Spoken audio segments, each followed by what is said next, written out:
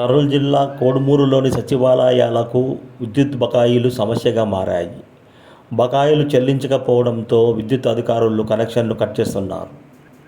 మండల కార్యాలయ ఆవరణలో ఉన్న సచివాలయం 5కు గత 3 నెలలుగా విద్యుత్ బకాయిలు పెండింగ్లో ఉండటంతో ట్రాన్స్కో అధికారులు విద్యుత్ సర్వీసును తొలగించారు. గత 4 రోజులుగా కార్యాలయంలో కరెంటు లేకపోవడంతో ప్రజలు తీవ్ర ఇబ్బందులు పడ్డారు. ప్రజల ఇబ్బందులు గమనించిన సిపిఐ నాయకులు సమస్యను పంచాయతీ కార్యదర్శి దృష్టికి తీసుకెళ్లారు. దీంతో స్పందించిన కార్యదర్శి ప్రసన్న తన సొంత డబ్బులతో బిల్లును చెల్లించారు.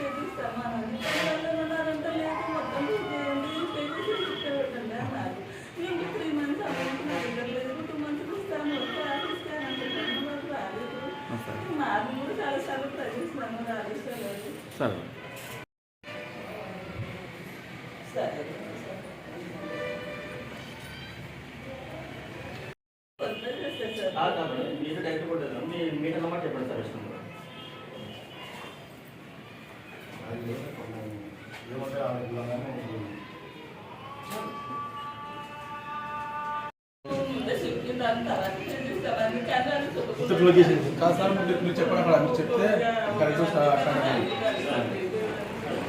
సరే, 12 వాళ్ళు